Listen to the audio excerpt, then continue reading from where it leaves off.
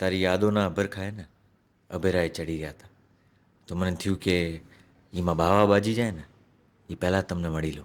પદ્માવત છે કે પછી બાજીરાવ મસ્તાની છે, ગંગુબાઈ કાઠિયાવાડી છે. આ વખતની નવરાત્રીમાં ઝાંઝરી બધી જગ્યાએ વાગવાનું જ છે, 100% વાગવાનું છે. મને સાચો તારું ના સાંભળવું.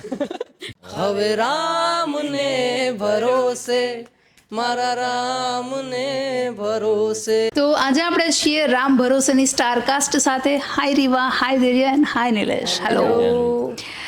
સો ફર્સ્ટ ઓફ ઓલ અમારા ઓડિયન્સને ઘણા બધા એવા ક્વેશ્ચન્સ છે કે જે રિવીલ તમે કરી શકો તો it would be better. But first of all I want to know કે રામ ભરોસે સાથે તમારો એક્સપિરિયન્સ કેવો રહ્યો? હા હા બોલ બોલ. હા મારું ગામ છે એટલે કા હા હા તારું જ ગામ Ladies છે. ને ગામ મેરા હે इसलिए રામ ભરોસેનો એક્સપિરિયન્સ ખૂબ જ સરસ રહ્યો. આની પહેલાં ફિલ્મો કરી છે નો ડાઉટ, પણ સપોર્ટિંગ રોલમાં કરી છે. પહેલી વાર એવું છે કે ભાઈ આમ મસ્ત હિરોઈન વાઇબ મળશે આ ફિલ્મમાં, તો એ રીતે કામ કરવાનો અનુભવ બહુ સારો રહ્યો. અને હરખે એટલો જ પાછો કે મેઇન રોલ છે એમ. ભલે હીરો હિરોઈન એ હોય, ફિલ્મ મારા ખભે જ છે આખી. જોઈએ 19 જુલાઈના ફિલ્મ રિલીઝ થઈ રહી છે, તો સૌ 19 જુલાઈને થિયેટરમાં જોજો. હીરો હિરોઈન કોણ છે? આપણી સામે જ બેઠા છે, તો ધૈર્ય તમારી પાસેથી પણ થોડું સાંભળવા માંગીશ.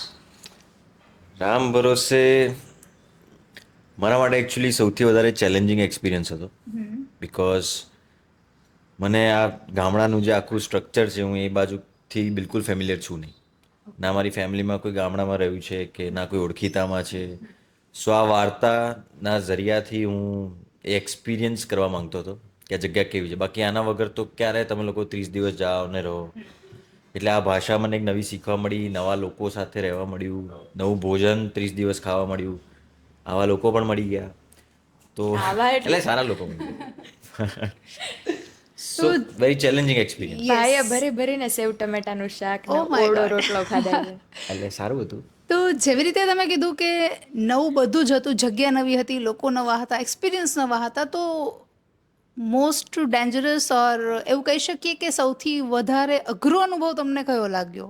Most challenging role throughout the movie? મારા માટે કાઠિયાવાડી જ હતી. બિકોઝ એ હું એ સૌથી અઘરું Yes. હતું તમારા માટે. બિકોઝ હું અમદાવાદથી છું અને કાઠિયાવાડ જોડે મારે કોઈ જ એ રીતનો સંબંધ રહ્યો છે નહીં. મારા કોઈ ફ્રેન્ડ નથી રહ્યા, કોઈ ફેમિલીમાં એવું નથી રહ્યું કે જે કાઠિયાવાડીમાં વાત કરતું હોય. સો મારે પોતાને આખી આ એક ઢાળો પોતાને ભાષામાં, પ્લસ એ તો હજી ઠીક છે, પણ એ ગામડાનો છોકરો બનાવો પોતાને, એ સૌથી ચેલેન્જિંગ ને રોજની પ્રોસેસ હતી અમારી. કે હું કઈ રીતે વધારેમાં વધારે એની અંદર ઘૂસી શકું ને ન્યાય આપી શકું એ કિરદારને. તમારો એક ડાયલોગ છે જે પર્સનલી મારો હોટ ફેવરેટ છે, યાદોના અભરખા. તો એ જો લાઈવ થોડી તમે જો આપી શકો તો Yes, yes. મજા કહું આવશે. એમને? હા. હા હા કહો ને પ્લીઝ. તારી યાદોના અભરખાએ ને અભેરાએ ચડી ગયા હતા. તો મને થયું કે એમાં બાવા બાજી જાય ને એ પહેલાં તમને મળી લો. હા, શું વાત છે. મને લાગે છે કે આ ડાયલોગ લગભગ આજે નાના બાળકો સુધી પણ પહોંચેલો છે. અને રિસેન્ટલી હમણાં એક નવું સોંગ પણ આવ્યું છે, નવરાત્રી પણ આવી રહી છે, તો એમના વિશે તમારું શું કહેવું છે રીવા?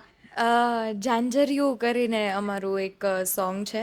અને જાનવી, આઈ ડોન્ટ નો તમને ખબર છે કે નહીં, પણ લાસ્ટ યર એક બહુ વાયરલ થયું હતું સોંગ, ગોરી તમે મંડળા લીધા મોહીડા જ.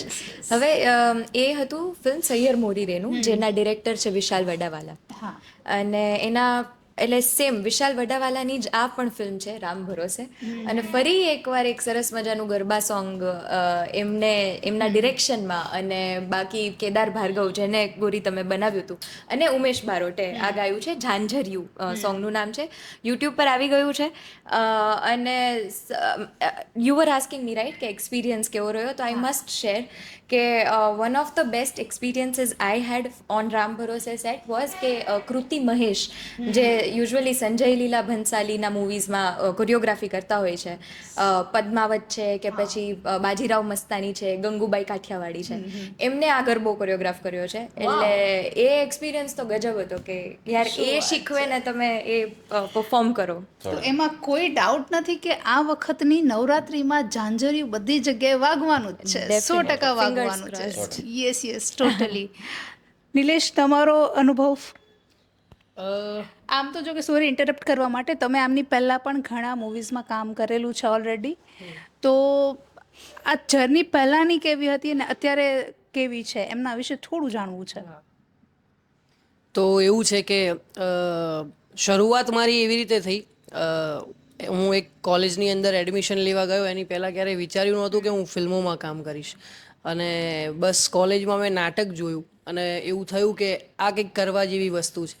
તો ત્યાંથી હું થિયેટરમાં જોડાયો, નાટક કરવા લાગ્યો અને ત્યાંથી જ બધા ફિલ્મોના ઓડિશન્સ ને બધું આવ્યું ને મારી ફિલ્મની એટલે સ્ક્રીન પરની જર્ની પણ મારી ત્યાંથી જ શરૂ થઈ, કોલેજમાંથી જ. અને ત્યાંથી લઈને અત્યાર સુધી કદાચ આ 22મો પ્રોજેક્ટ મારો હશે. 22 પ્રોજેક્ટ ત્યાં સુધીથી તમે કરી લીધા છે. આ અમારા વડીલ છે. બહુ મહેનત કરી છે એમણે અમારી સાથે કામ કરવા માટે. હા, સૌથી વધારે ચેલેન્જ મારે આ બંનેને સાચવવામાં જ થયો છે. પણ એ જ છે કે મારું જે કેરેક્ટર છે ફિલ્મની અંદર પરાગ, એ કેશવનો દોસ્ત છે. અને જેમ એક દોસ્તીની વ્યાખ્યા જ એવી છે એમ કે જ્યારે તમે એકબીજાના દોસ્ત બનો છો ત્યારે એની માટે સંપૂર્ણ સમર્પિત ભાવના હોય છે. દોસ્તીમાં બીજું કોઈ જ લાલચ નથી હોતી કે હું કરું તારે કરવાનું એવું. તો બસ એવું જ મારું પણ કેરેક્ટર છે ફિલ્મની અંદર કે ભાઈ જ્યારે મુસીબતમાં હોય અને ભાઈ હોય જ છે.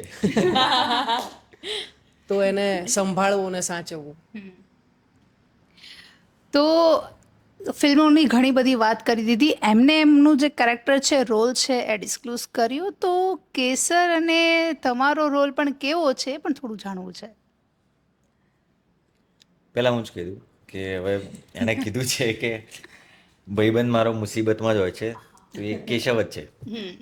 એ ભાઈને આખા ગામની હોશિયારી, દરેક વસ્તુ કરી જ લેવી છે અને દરેક વસ્તુ એની ઊંધી જ જાય. એટલે પછી મારે તરત પરાગ પાસે જવું પડે કે બીજા જે ફિલ્મના ઇમ્પોર્ટન્ટ કેરેક્ટર્સ છે એમને જઈને મારે કહેવું પડે કે ભાઈ હવે આમાં પણ ભરાયો છું, 5 મિનિટ પછી આમાં પણ ભરાયો છું, ને હવે આમાં પણ ભરાયો છું. તો મને ટણી આખા ગામની છે. તમે જેટલું પછી પ્રમોશન એના સોલ્યુશન કેવા આવે શું કેવા- થાય એ કેવા- અલગ વાત છે. એના માટે જ ફિલ્મ જોવાની છે. ડેફિનેટલી. અને કેસરનું કેરેક્ટર કેસર જેવી મીઠી. હા, બહુ શોર્ટ ઇન્ટ્રો કહી શકીએ આપણે, કેસર જેવી મીઠી. બટ આઈ ગેસ લોકો 19 તારીખે સિનેમાઘરોમાં જઈને જોશે તો એ વધારે મજા આવશે. ડેફિનેટલી અમને બહુ ગમશે કે તમે આ ફિલ્મ થિયેટરમાં જઈને જુઓ. ગઈકાલે પણ એક સોંગ રિલીઝ થયેલું. યસ, હા. આદિત્ય ગઢવીએ ગાયું છે. શું વાત છે. યસ. અને એ ટાઇટલ સોંગ છે અમારા ફિલ્મનું. હવે રામ ને નિલેશ તો ગાને મસ્ત ગાય. એકવાર થઈ જાય, એકવાર થઈ સર જાય. સર સર વાહ વાહ વાહ. સોંગ આમ તો યુટ્યુબ પર છે, આ લોકો બહુ ખેંચવા માટે જ કદાચ ગાવાનું કરી ના, રહ્યા એટલે છે. અમે એટલે ગવડાવીએ છીએ કે આમાં તમે ફટાફટ વિડીયો પોઝ કરી બંધ કરીને એકચ્યુઅલ જે સારું છે ને એ સાંભળવા જોયું? હા, એ જ છે.